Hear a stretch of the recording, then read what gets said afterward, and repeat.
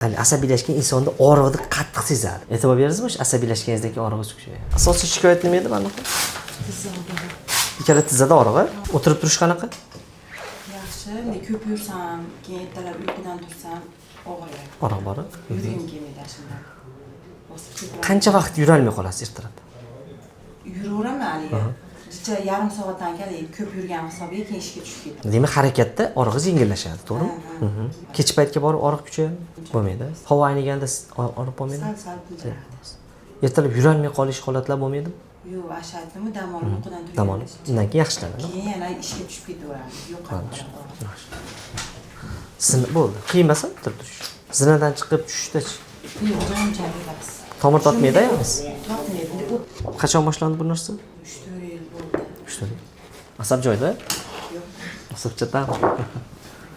Yana asabiylashyapman-da, doktor. Asabiylashsa ham og'riq kuchayapti. E'tibor berasizmi o'sha asabiylashganingizdagi og'riq kuchayadi? Urgim kelyapti bolalarimni. Mana yo'qman, toqatim qolmadi. Shunaqa. Nechta farzand? 3 ta. Ona yag'zani. Bo'g'im ichida umuman yomon narsa yo'q. Paylaringiz ham joyida. Sal yengil shamollashlar bor. Qo'rqinchli darajada emas. Nimaga asab haqida savol berdim? Haligi mikrofon bor-ku, mikrofonda gapirsangiz ovozingiz baland bo'ladi, bilasizmi? Asabni so'rashimdan maqsad asabiylashgan insonda og'riqni qattiq sezadi. Yengil og'riq ham kattalashib ketib qoladi. O'shuning uchun so'rayapman. Oyog'ingizda masalan yengil og'riq ham katta bo'lib tuyulyapti sizga. Lekin mana o'ng tizingizni ko'ryapman. Birorta qo'rqinchli narsa yo'q. Sizda ko'proq nevrologiya bilan birga ketamiz. Ichini qilamiz. Sal shamollash bor, bunga dori yozib beramiz. Buni oyog'ingiz. Chap oyog'ingiz ham xuddi shunaqa. Bu chap oyog'ingiz. Paylaringiz ham yaxshi joyida. Nima yengil darajada paydagi jarohati bor, yengil daraja. Bu sizni yurishingizga, hayotingizga xavf solmaydi. Chunki o'tirib turyapsiz, oyog'ingiz blokka tushib. Shamollashi bor, uni to'g'rilaymiz. To'g'ridan keyin mana kesilvadan keyin yurolmay qolishlar bo'lmagan. Yo'q. Nima qilib sal boshqacha yurishlar bo'lib bo'lmagan? Yo'q. So'rashdan maqsad bu yerda listes deydi, bitta umurtqangiz sal ezilib qolgan ekan. Ezilib joyidan endi buni neyrokirurgik darajasi bor, neyrokirurglar chuqurroq tekshirishadi. Uni siljiyaptimi, siljimayaptimi o'zlari tekshirishadi. Uzoq yuraverasizmi? Yuraman, yurgim kelmaydigan charchayman. O'tirib olgingiz kelmaydimi? Joy yoqtirmaysizmi? Mana shu listes shunaqa qiladi. Buni bir neyrokirurg bilan baribir bitta konsultatsiya qilib qo'yamiz. Ya'ni siljish darajasini ko'rib qo'yish kerak. Listes degani siljish degani. Umurtqa joyidan sal qimillaydi. Shuni bir ko'rib qo'yamiz, chunki bitta o'zgarish bor ekan. Hatto umumiy holatda belingizda ham o'zgarish yo'q.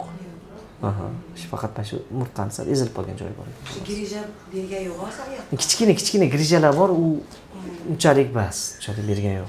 Gemoglobiningiz yaxshi, 122. Eritrosit shakli ham yaxshi, 80 gacha bo'ladi, sizniki 84. Norma. Ro'yi joyida, 7. Trombosit yaxshi. Leykositingiz ham yaxshi. Remoprobalar joyida. Faqat vitamin D bilan kalsiy kamayib ketdi. Vitamin D 30 dan 80 gacha bo'ladi normasi. Sizda 16 pastga tushib ketdi. Kalsiy 2 dan tepa bo'lsa yaxshi, 1.9 ga tushib qolsa pastlab qoldi. Glyukoza joyida, ya'ni saxar yo'q. Sidida biroz shamollash bor, unaqa ko'p o'zgarish yo'q. Demak, endi asosiy e'tiborda sizda, demak, nevrologiya va vitamin D ni ko'paytiramiz. Oyoqni yengil shamollashni to'xtatamiz. Hozir dorilar yozib beraman, xo'p. Uyda olaverasiz. Shoshilmasangiz bir yo'l bugun nevropatologga ko'rinib keting. Xo'p. Chunki sal asabni ishlattirmasak bo'lmaydi. Xo'p. Ta'sirchan bo'lib qolibsiz-da. Endi o'zingizga o'zi yordam bera olmayapsiz-da, baribir tinchlantirib olmaysiz. Baribir hatto ozgina mutaxassisning maslahati kerak. Baribir bola sho'xda, sho'xligini qiladi, uni urib so'kishni hojati yo'q, uni tushuntirish kerak. 10 kundan keyin bitta ko'rishamiz bilan. Holatda kelib aytasiz. Analiz shart emas. Eng safaringizda vitamin D, kalsiylaringiz hisoblanadi. Siz nevrologga ko'rining. Nevrolog litsenziyasi bilan bitta qiling. Xo'p. Mana salomat bo'ling.